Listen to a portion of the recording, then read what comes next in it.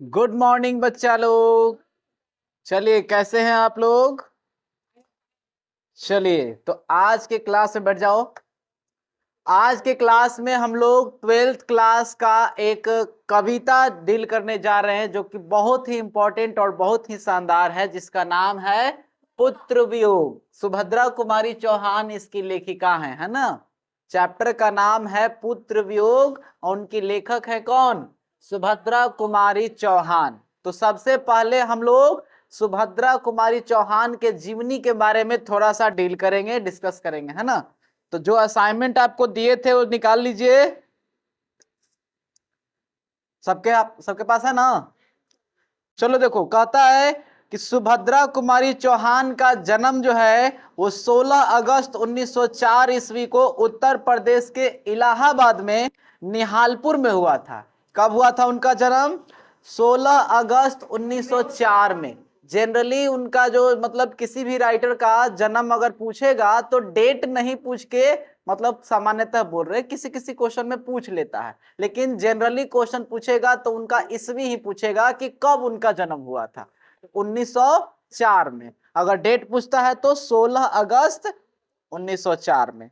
कहां हुआ था? यूपी में। एक चीज ध्यान दीजिएगा, मैक्सिमम हिंदी के राइटर यूपी के ही मिलेंगे। हिंदी के मैक्सिमम राइटर, अधिकतर राइटर कहां के? यूपी के ही मिलेंगे, उत्तर प्रदेश के मिलेंगे। तो ये उत्तर प्रदेश में कहां पे उनका जन्म हुआ था? इलाहाबाद में निहालपुर गांव है, वहीं पे इनका जन्म हुआ था। अच्छा, आगे देखिए, कह रहा है कि इनकी मृत्यु जो है 15 फरवरी 1948, यानी कि ज्यादा मतलब बहुत ज्यादा साल ये नहीं जिए, लगभग 44 साल के आसपास में इनकी मृत्यु हो गई थी, है ना। तो 1948 ईस्वी में इनकी मृत्यु हो गई थी। इनकी मृत्यु कैसे हुई थी? तो वसंत पंचमी के दिन। वसंत पंचमी किसको बोलते हैं? सरस्वती पूजा, है ना। तो सरस्वती पूजा के दिन जब वो आ रही थी, कहां से? नागपुर से जबलपुर आ रही थी वापस, है ना। नागपुर गई हुई थी और वापस जब जबलपुर कार में होके आ रही थी तो कार की दुर्घटना में उनकी मृत्यु हो गई थी, है ना। देखो, बायोलॉजी में हम लोग एक चीज पढ़े थे, क्या चीज? जीवन अवधि। और उसमें बताए थे कि प्राकृतिक डेथ लिया जाता है, लेकिन ये प्राकृतिक है क्या? ये एक्सीडेंटियल हो गया। अब इनकी मृत्यु 44 साल के आसपास में हो गई, तो इनका जीवन अवधि 44 साल के आसपास में मत कह देना। जीवन अवधि वैसे उसको लेते हैं जिसमें जन्म से लेके उसके प्राकृतिक मृत्यु तक डेथ हो, है ना। चलिए, बायोलॉजी में हम लोग नहीं जाएंगे, यहाँ पे देखते हैं। तो कह रहा है कि उनका जो मृत्यु है वो 1948 ईस्वी में, जब वो नागपुर से जबलपुर कार से होकर आ रही थी। कब? वसंत पंचमी के दिन, है ना। तो कार दुर्घटना में उनकी मृत्यु हो गई थी। क्वेश्चन पूछ सकता है कि सुभद्रा कुमारी चौहान की मृत्यु हुई थी कैसे? कार दुर्घटना, रेल दुर्घटना, तो बता दीजिएगा ना। चलिए आगे देखते हैं। इनकी माता का नाम था श्रीमती धीराज कुमार। क्या नाम था? श्रीमती धीराज कुमार। हाँ, बिल्कुल सही सुन रहे हैं, श्रीमती धीराज कुमार उनकी माता का नाम था, ठीक है। तथा पिता का नाम था ठाकुर रामनाथ सिंह। पिता का क्या नाम था? ठाकुर रामनाथ सिंह। ये सब की पॉइंट है, ये सब याद रखना है ना, ऑब्जेक्टिव में पूछ लेगा आपसे। सुभद्रा कुमारी चौहान के माता का नाम था श्रीमती धीराज कुमार और पिता का नाम था ठाकुर रामनाथ सिंह, ठीक है।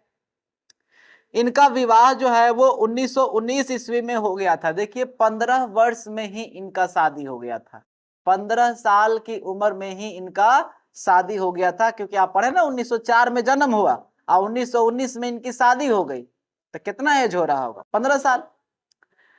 इनके पति का नाम था ठाकुर लक्ष्मण सिंह चौहान। क्या नाम था? ठाकुर लक्ष्मण सिंह चौहान इनके पति का नाम था, जो कहां के थे? एमपी के थे, मध्य प्रदेश। मध्य प्रदेश में खंडवा के निवासी थे, ठीक है ना। ये कहां की थी? यूपी की। शादी कहां हुआ? एमपी में, है ना। एमपी में कौन थे? उनके पति। जहां पे खंडवा एक जगह है, वहीं पे उनके पति का निवास स्थान था, ठीक है।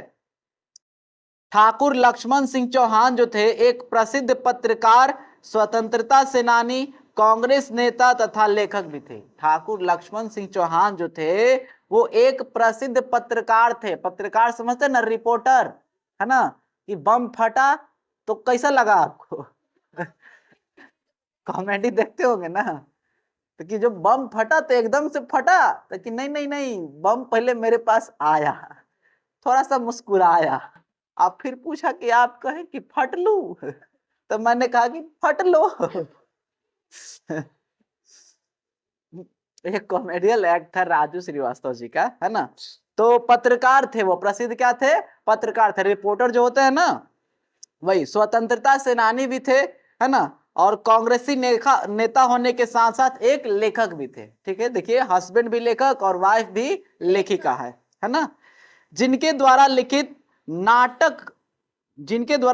नाटक कुली प्रथा और गुलामी का नशा, इसको अंग्रेज सरकार ने जब्त कर लिया था। ये भी क्वेश्चन आएगा कि कुली प्रथा या गुलामी का नशा के लेखक कौन है? ठाकुर लक्ष्मण सिंह चौहान। ठीक है ना, अभी उन्हीं के बारे में बात हो रहा है ना। वो भी एक लेखक थे, उन्होंने एक नाटक लिखा था जिसका नाम है कुली प्रथा, दूसरा है कौन? गुलामी का नशा। इन्होंने ये जो नाटक लिखा था उसको जब्त कर लिया गया था, किसके द्वारा? अंग्रेज सरकार के द्वारा, है ना। क्योंकि उस समय देश गुलाम था ना। आगे सुनिए, सुभद्रा कुमारी चौहान की प्रारंभिक शिक्षा क्रॉसथवेट गर्ल्स स्कूल इलाहाबाद में हुई थी। प्रारंभिक शिक्षा समझबे करते हैं, शुरुआत की शिक्षा कहाँ हुई थी? Crosthwaite girls high school, sorry, girls school Allahabad. ये क्वेश्चन आपसे पूछ सकता है कि सुभद्रा कुमारी चौहान का प्रारंभिक शिक्षा कहाँ हुआ था?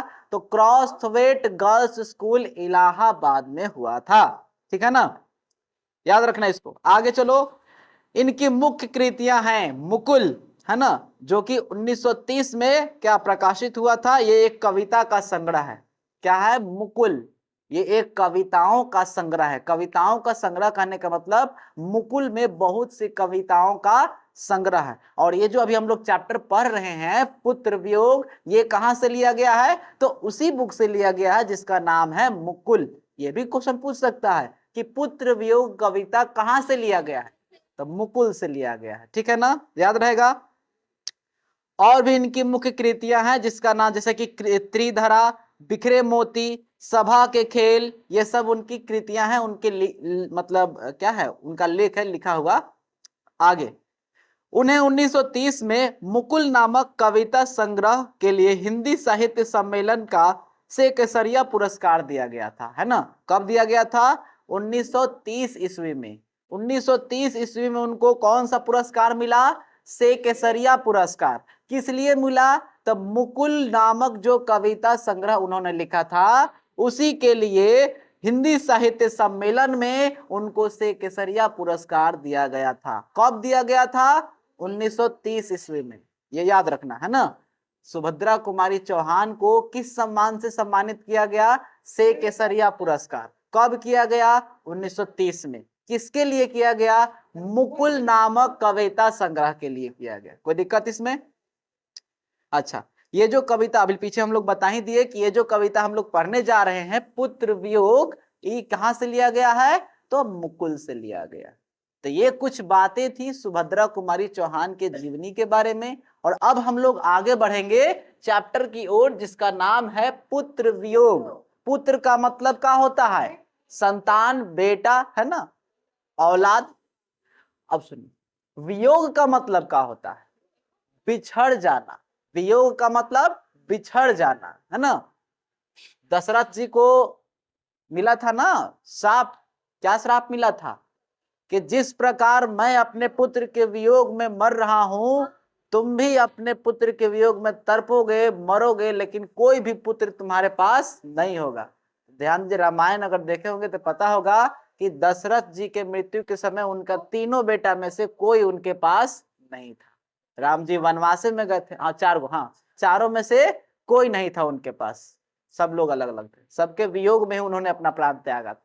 श्राप मिला था ना। तो वियोग का मतलब क्या होता है? बिछड़ना। माने वियोग में समझिए ना, बिछड़ जाना। अब यहाँ पे बिछड़ना का अर्थ है ना कि पहले ऊपरी ऊपरी समझा देते हैं चैप्टर को। इसमें सुभद्रा कुमारी चौहान जो है वो अपने ही पुत्र के बारे में लिखती है कि किस प्रकार वो अपने पुत्र से दूर हैं। हालांकि इस चैप्टर में बताया गया है कि उनके पुत्र की मृत्यु हो गई है, ठीक है ना, उनका पुत्र उनसे बिछड़ गया। बिछड़ गया का मतलब खो नहीं गया, मृत्यु हो गई है, जिसके कारण वियोग ही तो कहेंगे ना, पुत्र से वियोग हो गया उनका। और उसी के शोक में उन्होंने एक कविता लिखा है जिसका नाम है पुत्र वियोग। तो सुनिएगा पहला लाइन क्या बोलती है अपनी कविता में। आज दिशाएं भी हंसती हैं, है उल्लास विश्व पर छाया, मेरा खोया हुआ खिलौना अब तक मेरे पास न आया। ठीक है ना, क्या कह रही है इस लाइन में कि आज चारों दिशाओं में खुशी है, उल्लास है, सब लोग खुशियां मना रहे हैं, है ना, सभी जगह उल्लास छाया हुआ है, खुशी का माहौल है पूरे विश्व में, पर मेरा खोया हुआ खिलौना अब तक मेरे पास न आया। ठीक है ना, आप लोग देखिएगा, अब मान लीजिए कि कहीं कोई त्योहार का ही दिन है, समझिएगा, चीज को फील कीजिएगा, कहीं त्योहार का दिन है और उसी त्योहार के दिन अगर किसी घर में किसी की मृत्यु हो जाती है तो वो पूरा खुशी का माहौल उसके किसी काम का नहीं होता, उसके घर में शोक रहता है ना, दुख रहता है, क्योंकि अभी तो उसके साथ दुखद घटना हुआ तो वो खुशी मनाएगा। तो वही यहाँ पे बात बता रही हैं कि आज दिशाएं भी हंसती हैं, है उल्लास विश्व पर छाया, मेरा खोया हुआ खिलौना अब तक मेरे पास न आया। मतलब चारों दिशाओं में खुशियां फैली हुई है, सभी जगह उल्लास का माहौल है, खुशी का माहौल है, लेकिन ये खुशी मेरे किसी काम की नहीं, क्योंकि मेरा खोया हुआ खिलौना, यहाँ खिलौना का अर्थ किससे है, खिलौना का संबंध किससे है, उनके पुत्र से है। सवाल पूछेगा आपसे क्वेश्चन में कि इस कविता में सुभद्रा कुमारी चौहान ने अपने पुत्र के लिए किन किन शब्दों का प्रयोग किया है। तो एक खिलौना शब्द आया ना, एक खिलौना शब्द किसके लिए आया, उनके पुत्र के लिए। तो वही बात बता रही हैं कि ये सब खुशी मेरे किसी काम की नहीं है, क्योंकि मेरा पुत्र मुझसे बिछड़ गया है, अर्थात उसकी मृत्यु हो गई है और वो मुझे अब तक प्राप्त नहीं हुआ, मुझसे बिछड़ गया है। ठीक है, एक्सप्लेन कैसे करिएगा, क्वेश्चन आपको आएगा एग्जाम में कि ऐसे 2 लाइन दे देगा, कहेगा दी गई पंक्तियों का व्याख्या करें। तो व्याख्या कैसे करना है वो चीज आपको असाइनमेंट में लिख के दिए है ना, कुछ इस प्रकार से कि दी गई पंक्तियां, जो पंक्ति देगा उसी को ना एक्सप्लेन कर रहे हैं। तो दी गई पंक्तियां पहले तो किसके द्वारा लिखित है या कहां से लिया गया है, ये सब चीज जरूर लिखना है। उसके बाद जो मेन अर्थ निकलता है वो लिखना है। तो कह रहा है दी गई पंक्तियां सुभद्रा कुमारी चौहान द्वारा रचित कविता पुत्र वियोग से ली गई है, जिसमें उन्होंने एक माता के पुत्र के खो जाने के बाद उसके मन की व्यथा का मार्मिक चित्रण किया है। मतलब इस कविता में उन्होंने क्या बताया है कि माता के पुत्र के खो जाने के बाद उनके माता के मन का क्या भाव है, उसी चीज को उन्होंने इस कविता में चित्रण किया है, लिखा है, बताया है।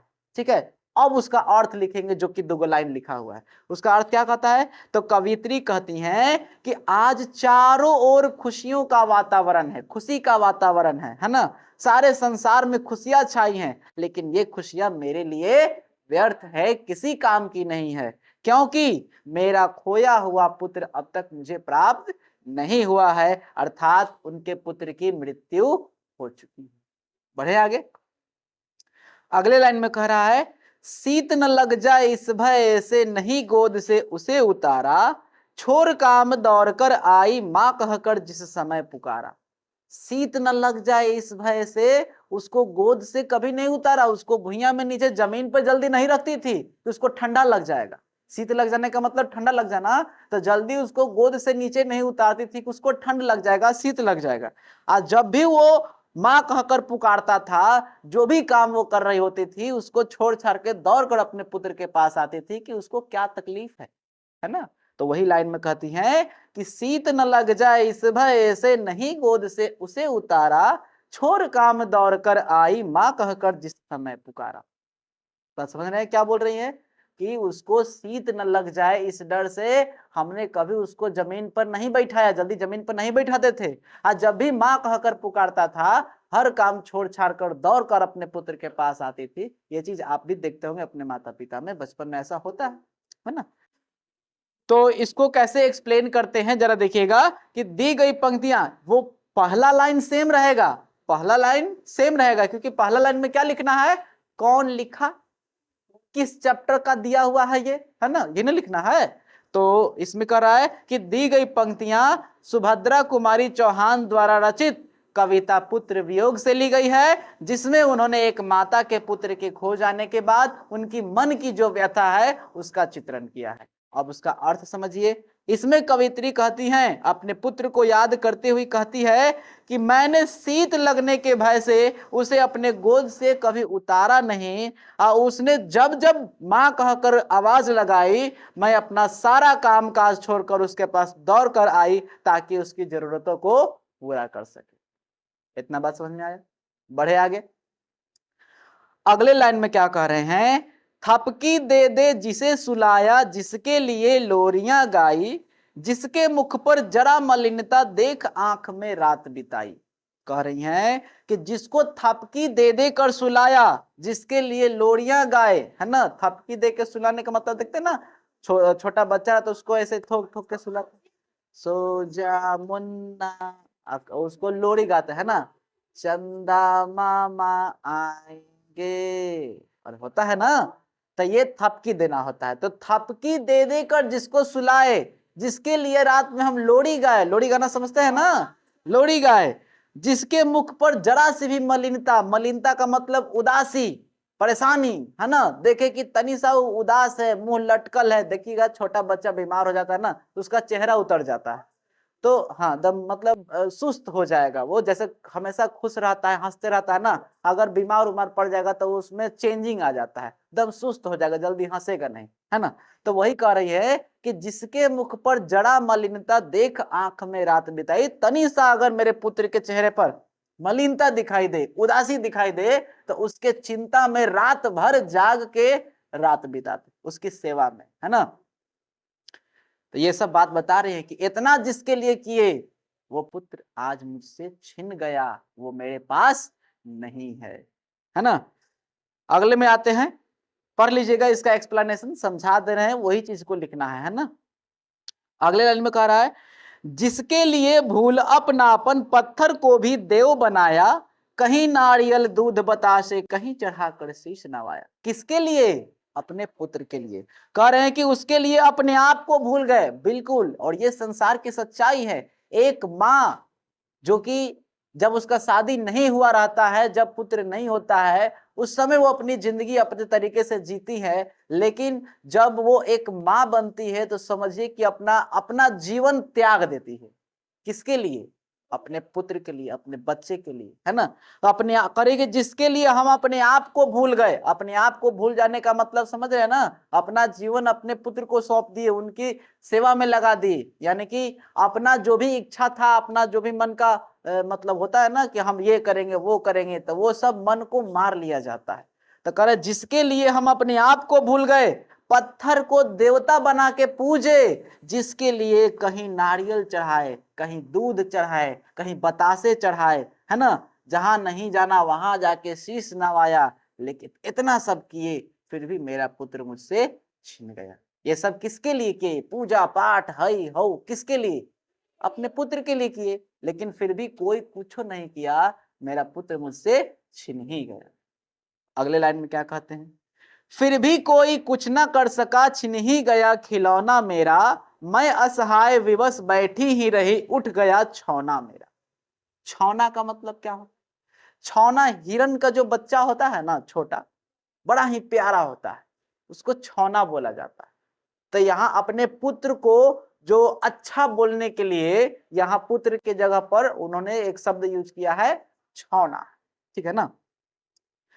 तो कह रहे हैं कि जिसके लिए हम इतना पूजा पाठ किए, नारियल चढ़ाए, दूध बतासा चढ़ाए, पत्थर को देवता बना के तक पूजे, लेकिन कोई कुछ नहीं कर सका, कोई भी मेरे पुत्र को बचा नहीं सका, मेरा खिलौना मुझसे छिन ही गया। खिलौना मने मेरा पुत्र मुझसे छिन गया, और मैं असहाय विवश बैठी रही, उठ ही गया छौना मेरा, मैं कुछ ना कर सकी। उनके सामने उनके बेटे की मृत्यु हो गई और वो कुछ नहीं कर सके। अगले लाइन में क्या कह रहा है, तरप रहे हैं विकल प्राण ये मुझको पल भर शांति नहीं, वह खोया धन पा न सकूंगी इसमें कोई भी भांति नहीं। मतलब कि मेरे प्राण तरप रहे हैं, है ना, पुत्र की मृत्यु जो हो गई है ना, मेरे प्राण तरप रहे हैं, मुझको पल भर की शांति नहीं है। हमको पता है, मुझे पता है कि मैं वो खोया हुआ धन माने उनका बच्चा, उनका पुत्र, नया शब्द आया खोया धन, है ना, मुझे पता है कि मैं वो खोया धन अब दोबारा पा नहीं सकती, है ना, लेकिन फिर भी मेरे मन को संतोष नहीं होता है ना, कि अब होता है कि कोई हद से ज्यादा प्रिय होता है, अगर अचानक उसकी मृत्यु हो जाए ना तो कुछ समय तक यकीन नहीं होता है कि अब वो मेरे साथ नहीं है। तो वही बात यहाँ बता रही हैं कि मेरे प्राण तड़प रहे हैं, मुझको पल भर की शांति नहीं है। हमको पता है कि अब मेरा बच्चा मेरे पास वापस नहीं आएगा, इसमें कोई दो मत की बात नहीं है, ये कंफर्म है कि वो दोबारा मेरे पास नहीं आएगा, लेकिन फिर भी मेरे प्राण क्या है, तड़प रहे हैं। ऐसा लगता है कि काश कुछ समय के लिए मेरा पुत्र मेरे पास आ जाता तो हम उसको दोबारा जाने नहीं देते। ठीक है ना। आगे के लाइन में क्या कह रही हैं, फिर भी रोता ही रहता है नहीं मानता है मन मेरा, बड़ा जटिल नीरस लगता है सूना सूना जीवन मेरा। ठीक है ना, हमको पता है कि मेरा पुत्र अब वापस नहीं आने वाला है, लेकिन फिर भी मेरा मन रोता रहता है, मन मानता नहीं है, बड़ा जटिल नीरस लगता है सूना सूना जीवन मेरा। अपने पुत्र के बिना, अपने बेटे के बिना, सोची तो वो उसकी जिंदगी थी, है ना, अब वही इस दुनिया में नहीं है तो उसके बिना उनका जीवन नीरस लगता है। नीरस का मतलब जिस जीवन में कोई खुशी ही ना हो, वैसे जीवन को नीरस जीवन बोलते हैं, है ना। तो उनको ऐसा लगता है कि अपने पुत्र के बिना जीवन गुजारना बड़ा ही मुश्किल है भी, नीरस जीवन लगता है, माने जीवन में कोई खुशियां ही नहीं है मानो, ऐसा उनको लगता है। आगे के लाइन में क्या कह रही हैं, यह लगता है एक बार यदि पल भर को उसको पा जाती, जी से लगा प्यार से सहला सहला उसको समझाती। कह रही हैं कि ऐसा लगता है कि अगर पल भर के लिए भी, थोड़े समय के लिए भी अगर मैं उसको पा जाती तो उसके सर को सहला सहला के उसको समझाती कि मेरे प्यारे बच्चे, मेरे बेटे, तुम मुझको छोड़ के यूं मत जाओ, तुम्हारे बिना मेरा जीवन मतलब बर्बाद है, मेरा जीवन एकदम नीरस है, मेरे जीवन का कोई मोल ही नहीं है तुम्हारे बिना, होता है ना। तो वही बात बता रही है कि ऐसा लगता है कि अगर पल भर के लिए भी अगर मैं अपने पुत्र को पा जाती तो उसको समझाती कि मेरे बच्चे, मुझको छोड़ के, अपने माँ को छोड़कर ऐसे मत जाओ, तुम्हारे बिना मेरा जिंदगी नीरस है, एकदम बेकार है। समझ में आया। अगले लाइन में क्या कह रही है, मेरे भैया मेरे बेटे, अब माँ को यूं छोड़ न जाना, बड़ा कठिन है बेटा खोकर माँ को अपना मन समझाना। वही बात जो अभी बताए कि अगर थोड़े समय के लिए भी अपने बेटे को पा लेती तो उसको समझाती कि मेरे भैया मेरे बेटे, अपने माँ को यूं छोड़कर मत जाना, बड़ा कठिन है बेटा को खोकर एक माँ को अपने मन को समझाना। यानी वही चीज को समझाती अपने बेटे को अगर पा लेती तब, कि मुझको यूं छोड़कर मत जाओ, तुम्हारे बिना मेरा जिंदगी मतलब बहुत कठिन है, एकदम नीरस है। अगले लाइन में है, भाई बहन भूल सकते हैं पिता भले ही तुम्हें भुलावे, किंतु दिन रात की साथिन माँ कैसे अपना मन समझावे।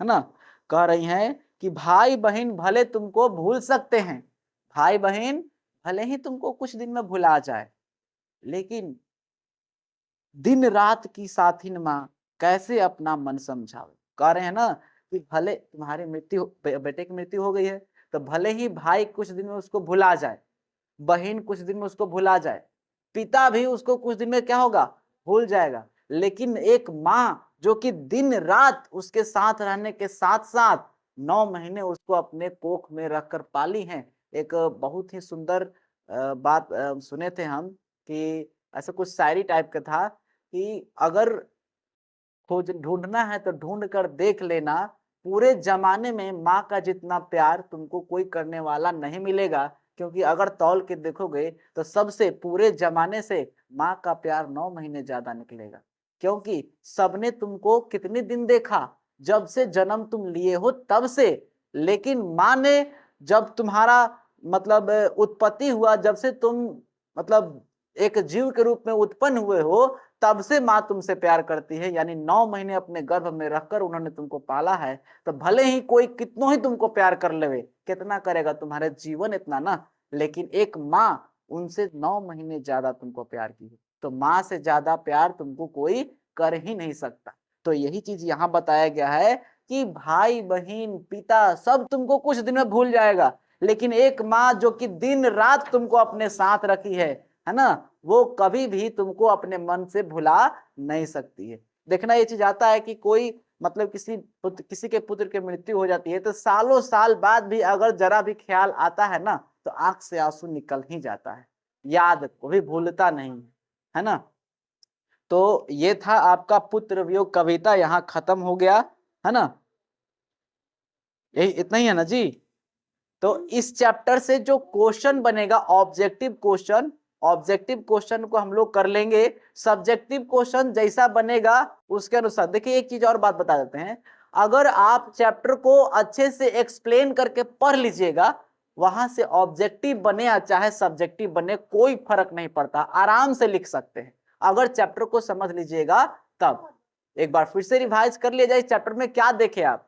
इस चैप्टर में सुभद्रा कुमारी चौहान के पुत्र की जो है वो मृत्यु हो गई है, और उसी के वियोग में उन्होंने एक कविता लिखी है और बताती हैं कि चारों दिशाओं में खुशियां फैली हुई है, लेकिन वो खुशी मेरे किसी काम की नहीं है, क्योंकि मेरा खोया हुआ खिलौना जो है मुझसे दूर हो गया है, मुझसे छिन गया है, मुझसे उसका वियोग हो गया है ना।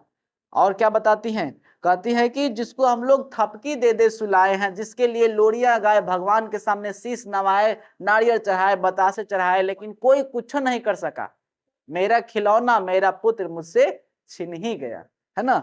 अब कहती हैं कि अगर थोड़े समय के लिए भी मैं अपने पुत्र को दोबारा पा लेती, हालांकि ये हमको मालूम है कि वो अब मुझे मिलने वाला नहीं है, लेकिन फिर भी ऐसा मेरे मन में आता है कि अगर कुछ समय के लिए, पल भर के लिए मैं उसको पा जाती, उसको समझाती, मेरे बेटे मेरे भैया मुझको यूं छोड़ कर मत जाना, तुम्हारे बिना अपना जीवन गुजारना, एक माँ को अपने बेटे के खोकर अपना मन समझाना बड़ा ही मुश्किल है, बड़ा ही कठिन है। ठीक है, वो बताती हैं लास्ट में कि भले ही तुम्हारे पिता, तुम्हारा भाई, तुम्हारी बहन तुमको भूल सकते हैं, लेकिन रात दिन साथ रहने वाली एक माँ कैसे अपने मन को समझाएगी। ये चैप्टर में यही चीज बताया गया है। चलिए इस अगले क्लास में हम लोग अगला चैप्टर देखेंगे, इसमें जो भी ऑब्जेक्टिव सब्जेक्टिव क्वेश्चन बनेगा उसको देख लेना, कर लेना। अगले क्लास में मिलते हैं।